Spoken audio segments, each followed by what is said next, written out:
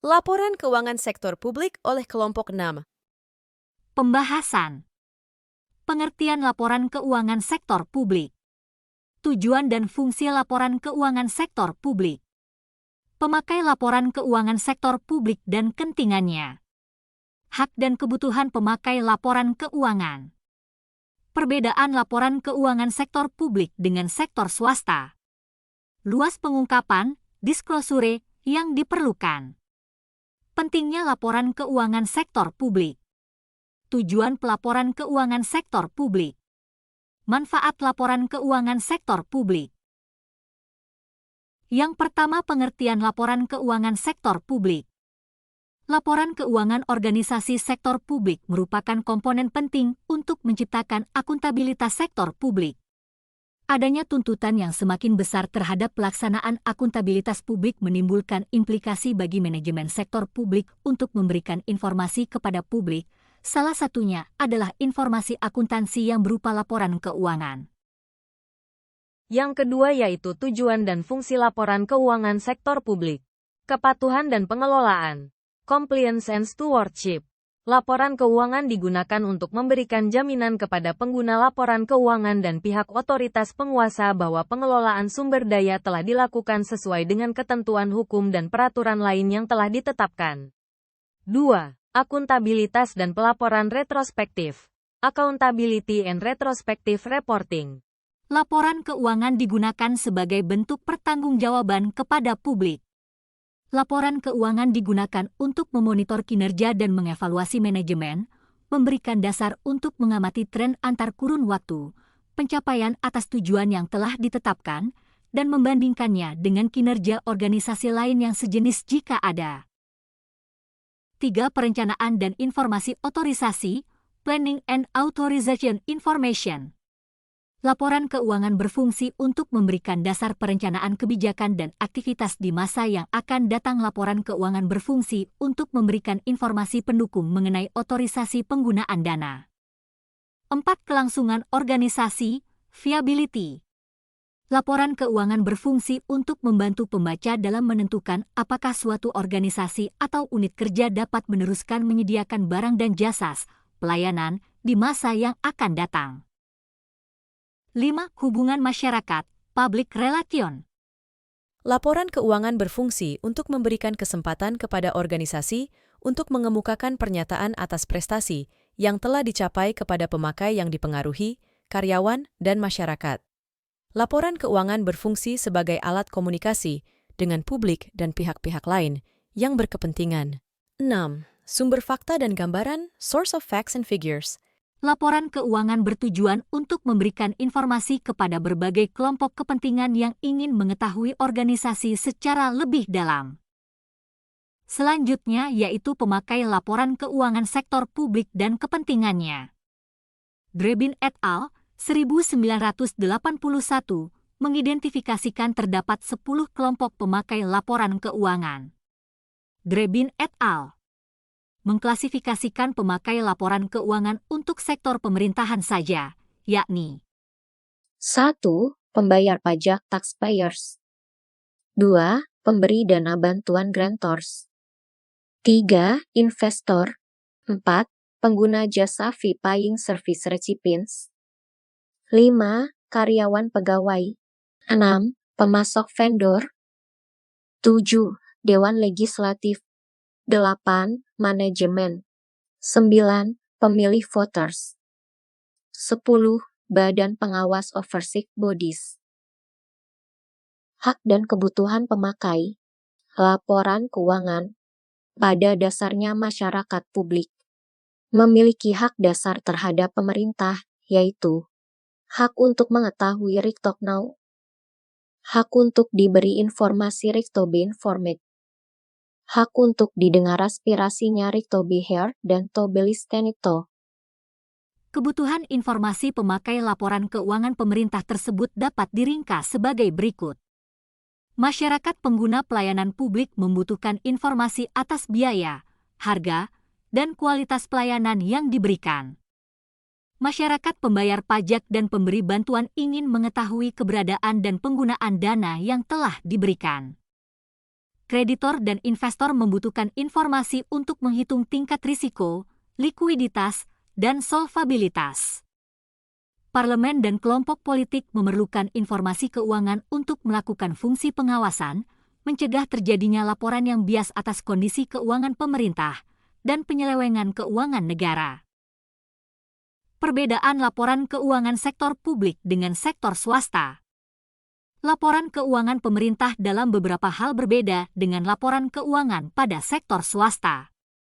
Perbedaan tersebut meliputi perbedaan jenis-jenis laporan keuangan, elemen laporan keuangan, tujuan pelaporan keuangan, dan teknik akuntansi yang digunakan.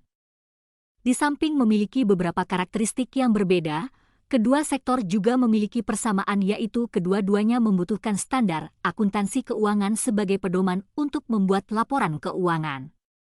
Siklus akuntansi pada kedua sektor tidak terdapat perbedaan yang signifikan. Mardiasmo, 2009. Luas pengungkapan, disclosure, yang diperlukan. Pemerintah harus menentukan kebijakan yang menjelaskan komponen apa saja yang dapat dikategorikan sebagai pendapatan atau biaya operasi yang tepat untuk suatu unit kerja yang dilaporkan, luas pengungkapan, disclosure, dan kebijakan-kebijakan akuntansi yang dipraktikkan secara konsisten. Pemerintah diharapkan dapat memberikan informasi tambahan untuk hal-hal sebagai berikut. 1. Fokus pengukuran dan dasar akuntansi yang digunakan untuk pembuatan laporan. 2. Kebijakan menghentikan aktivitas internal unit kerja pada laporan aktivitas. 3. Kebijakan kapitalisasi aktiva dan menaksir unsur ekonomi aktiva tersebut untuk menentukan biaya depresiasinya. Pentingnya laporan keuangan sektor publik. Terkait dengan tugas untuk menegakkan akuntabilitas keuangan, khususnya di daerah, pemerintah daerah bertanggung jawab untuk mempublikasikan laporan keuangan kepada pemangku kepentingannya. Terdapat dua alasan utama mengapa pemerintah daerah perlu mempublikasikan laporan keuangan, yaitu: 1. Dari sisi internal, laporan keuangan merupakan alat pengendalian dari evaluasi kinerja bagi pemerintah daerah secara keseluruhan maupun unit-unit kerja di dalamnya, satuan kerja perangkat daerah.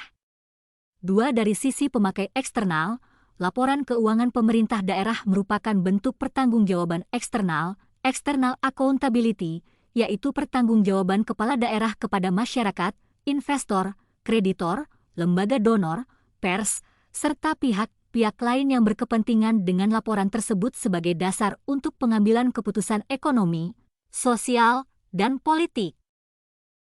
Manfaat laporan keuangan sektor publik. Jika laporan keuangan publikasian itu dieksplorasi dan ditelah secara kritis, maka pembaca laporan akan dapat menangkap berbagai informasi penting di dalamnya. Secara spesifik, manfaat penyajian laporan keuangan adalah: 1. Memberikan informasi keuangan untuk menentukan dan memprediksi kondisi kesehatan keuangan pemerintah terkait dengan likuiditas dan solvabilitasnya. 2. Memberikan informasi keuangan untuk menentukan dan memprediksi kondisi ekonomi suatu pemerintahan dan perubahan yang telah dan akan terjadi. 3. Memberikan informasi keuangan untuk memonitor kinerja, kesesuaiannya dengan peraturan perundang-undangan, kontrak yang telah disepakati, dan ketentuan lain yang disyaratkan. 4. Memberikan informasi untuk perencanaan dan penganggaran. Memberikan informasi untuk mengevaluasi kinerja manajerial dan organisasional. Kesimpulan: laporan keuangan sektor publik merupakan instrumen penting yang berfungsi sebagai alat untuk mengukur kinerja keuangan pemerintah serta sebagai sarana untuk menciptakan transparansi dan akuntabilitas dalam pengelolaan keuangan negara. Secara keseluruhan, peningkatan kualitas laporan keuangan sektor publik adalah langkah krusial untuk menciptakan tata kelola pemerintahan yang baik. Dengan laporan keuangan yang transparan dan akuntabel, pemerintah dapat membangun kepercayaan masyarakat, meningkatkan efisiensi pengelolaan keuangan, dan mendukung pembangunan yang berkelanjutan. Value for Money Audit oleh kelompok 6. Pembahasan. 1. Pengertian value for money.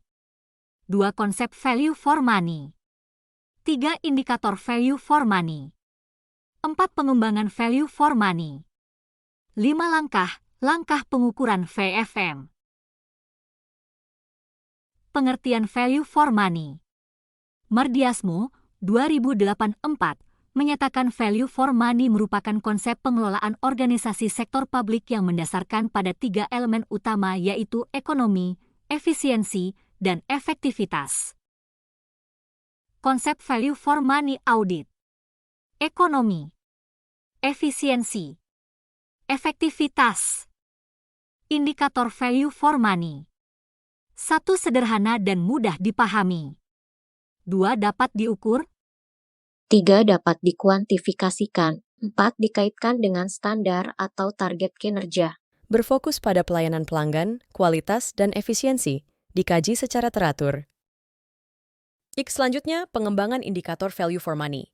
Peranan indikator kinerja adalah untuk menyediakan informasi sebagai pertimbangan untuk pembuatan keputusan. Hal ini tidak berarti bahwa suatu indikator akan memberikan ukuran pencapaian program yang definitif. Pengembangan indikator value for money dibagi menjadi 2 bagian yaitu indikator alokasi biaya, ekonomi dan efisien, dan indikator kualitas pelayanan, efektivitas. Langkah-langkah pengukuran value for money. 1. Pengukuran ekonomi. 2. Pengukuran efisiensi. 3. Pengukuran efektivitas. 4. Pengukuran outcome. Kesimpulan audit merupakan alat yang krusial untuk memastikan bahwa sumber daya publik digunakan secara efisien, efektif, dan ekonomis. Ini tidak hanya membantu dalam mencapai hasil yang diinginkan dengan biaya yang optimal, tetapi juga meningkatkan akuntabilitas dan transparansi dalam pengelolaan keuangan publik. Penerapan VFM audit membawa banyak manfaat, termasuk peningkatan kualitas layanan publik, penguatan akuntabilitas, dan pengelolaan sumber daya yang lebih baik.